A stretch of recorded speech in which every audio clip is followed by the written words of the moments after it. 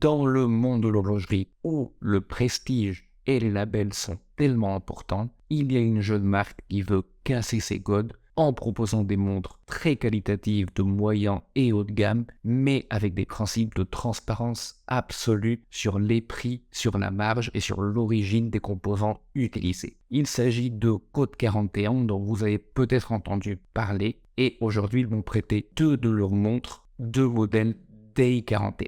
Donc c'est très bien par rapport à ce que la marque propose sur ses principes, mais que valent vraiment les montres en tant que telles? On sait ce qu'elles coûtent. Celles-ci coûtent globalement un peu plus de 1500 euros, ce qui est quand même cher par rapport à ce que je propose sur la chaîne. Mais quand ils m'ont contacté, j'ai quand même été très intéressé par rapport à leur façon de faire des affaires. Je voulais en savoir davantage pour vous en parler sur la chaîne.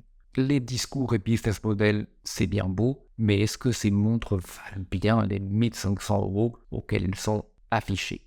Allons voir ça tout de suite. On va commencer par parler un petit peu de la marque très rapidement et pourquoi du coup j'ai décidé de vous présenter leur montre. Sachez que la marque a été fondée en 2016 par principe de crowdfunding, comme la plupart des petites marques de nos jours, et qu'ils se sont basés dès le début sur ces principes de transparence totale. Donc il y a un label qui s'appelle, ils ont fondé un label qui s'appelle le TTO, donc transparence totale sur l'origine. Sachez que sur leur site, quand vous y allez, vous pouvez voir chacun des composants principaux de la montre que vous voulez acheter et d'où ils viennent. Donc ils ne s'en cachent pas. Plusieurs de leurs produits, plusieurs de leurs composants viennent de Chine. Certains viennent bien sûr de Suisse. Ils ne vous parlent pas uniquement des composants, ils vous parlent aussi de leur marge. Si vous allez fouiller assez profondément dans leur site, sachez qu'ils appliquent un coefficient de marge 3,5. Donc ils prennent le prix de production de la montre et ils font 3,5 et c'est le prix auquel ils vont vendre toutes leurs montres, tous leurs produits. Donc ils n'appliquent pas ce qu'on appelle un prix de marché, c'est-à-dire le prix que le consommateur est prêt à payer, mais ils appliquent un coefficient multiplicateur par rapport au prix de revient, ce qui est innovateur diront certains, peut-être pas très avisé commercialement en diront d'autres. Le temps et le succès de cette marque le dira. Sachez que leurs différents modèles ont des styles assez similaires avec un boîtier que je peux appeler plutôt de type steampunk, presque systématiquement avec des modèles squelettés, que ce soit sur leur montre à 3 aiguilles ou même sur leur chronographe, avec des mouvements en majorité suisse et une esthétique qui ne vous laisse certainement pas indifférent. Vous avez le NB24, donc un chronographe avec un boîtier très similaire à celui-ci, mais avec un mouvement quasiment de haute horlogerie. Vous avez le modèle X41, donc encore une fois une montre très similaire à celle-ci, mais avec un mouvement beaucoup plus haut de gamme, assemblé et fini à la main. Donc on est encore une fois dans la haute horlogerie. Celui-ci est leur modèle, on va dire, plus d'entrée de gamme. Il est quand même à 1500 euros, mais pour eux c'est d'entrée de gamme, car nous sommes sur un mouvement suisse de marché, le STP 615. Donc c'est un clone suisse de l'ETA 2824, mais squeletté et avec une plus grande réserve de marge de 44 heures. Ce qui m'amène vraiment à parler de cette montre maintenant. Comme je vous le disais, la montre a un design vraiment atypique, mais très caractéristique de la marque, avec un cadran squeletté, des lignes très angulaires qui fonctionnent comme les ponts de la montre. Sur le pont de 9 heures, vous voyez justement assez discrètement la marque Code 41. Les index qui ont survécu à ce design ont de la luminescence. C'est pas génial, mais c'est très intéressant qu'ils en mettent pour une montre squelettée, c'est pas toujours le cas. On va parler quand même des dimensions de la montre. Encore une fois, sachez qu'elle vient en deux dimensions, 40 mm, mais aussi en 37 mm. Donc, d'où le fait que la marque appelle ce modèle leur modèle unisexe, et pour femmes et pour hommes, même si 37, ça peut aller très bien pour un homme aussi. Je vais vous parler donc du modèle 40 mm.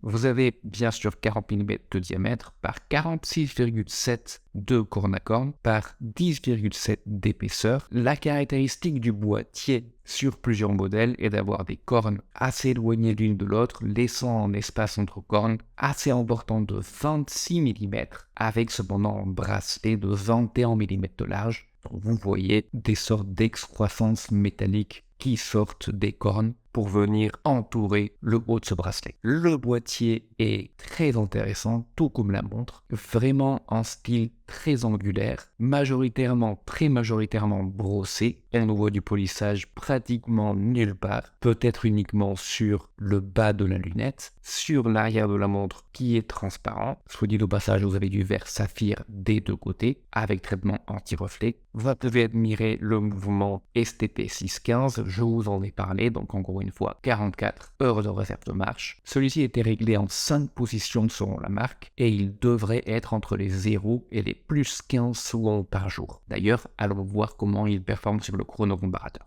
Côté mouvement, nous sommes sur du -2 à du -4, donc vraiment pas mal en phase avec le COSC. Continuons à l'arrière de la montre. Vous avez plusieurs détails, donc saphir pour vous préciser bien que vous êtes sur du saphir à l'avant et à l'arrière.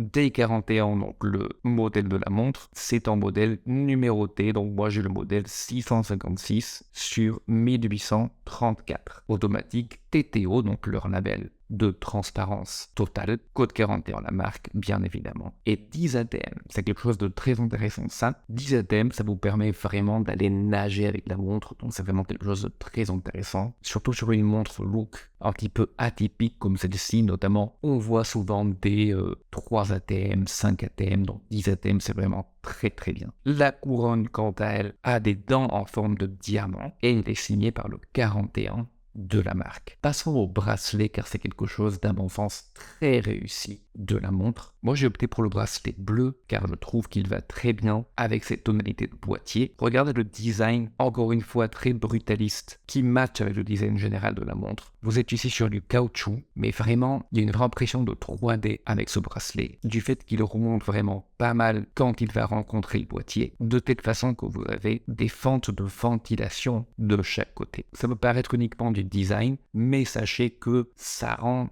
la montre vraiment très utilisable, surtout lors des jours chauds. Vraiment, ça permet de la ventilation et c'est pas plus mal. En plus d'être complètement en phase avec le design général de la montre. Le fermoir qui est un petit peu difficile d'utilisation à la première reprise. Je vous conseille de voir la vidéo de la montre pour savoir comment le mettre pour de bon et de très bonne qualité, signé code 41 bien sûr. De façon générale, on peut dire que nous sommes ici sur de la montre de qualité, voire de très haute qualité. Pas de problème de qualité, pas de problème de contrôle qualité. Les matériaux sont haut de gamme, vous avez du squelettage, ce qui n'est pas vraiment bon marché à faire. Le brossage est vraiment très bien. L'impression de la montre en main est vraiment un produit de qualité. Ça se voit aussi sur le packaging. Le packaging est vraiment très très beau, bien meilleur que sur certaines montres de luxe. Cependant, bien évidemment, la montre parfaite n'existe pas. Pour les parties négatives, il y a un design qui est clivant. Moi, personnellement, j'aime bien, mais il y en a qui n'aimeront pas et je peux le comprendre. Vous avez un prix qui est aussi assez élevé, même si on comprend parfaitement et je ne peux qu'appuyer les efforts de la marque de transparence par rapport à leur marge et par rapport à leur origine. C'est vrai qu'à la fin, plus de 1500 € pour cette montre, je pense en soi qu'elle les vaut. Cependant, elle va se positionner contre des montres de fabricants plus prestigieux et plus établis, comme Oris par exemple, Tissot. La vérité des choses, c'est que pour celle-ci, vous pouvez avoir 2 Tissot PRX. Cependant, pensez aussi que votre Tissot PRX n'est pas du tout aussi original et n'a pas un cadran squeletté. Nous avons vu le négatif, les aspects positifs de la montre maintenant. Ce bracelet est vraiment très très beau, très très confortable.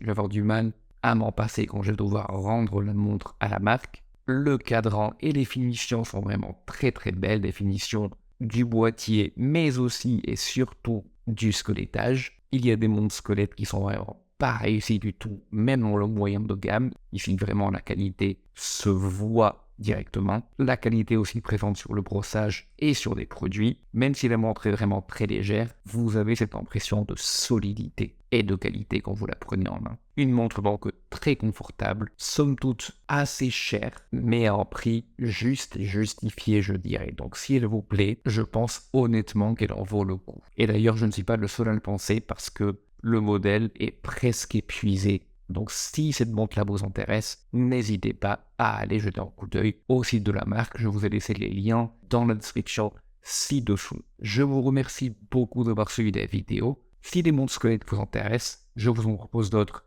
ici. Donc n'hésitez pas à aller les voir. Je vous dis donc à très bientôt ou à la prochaine.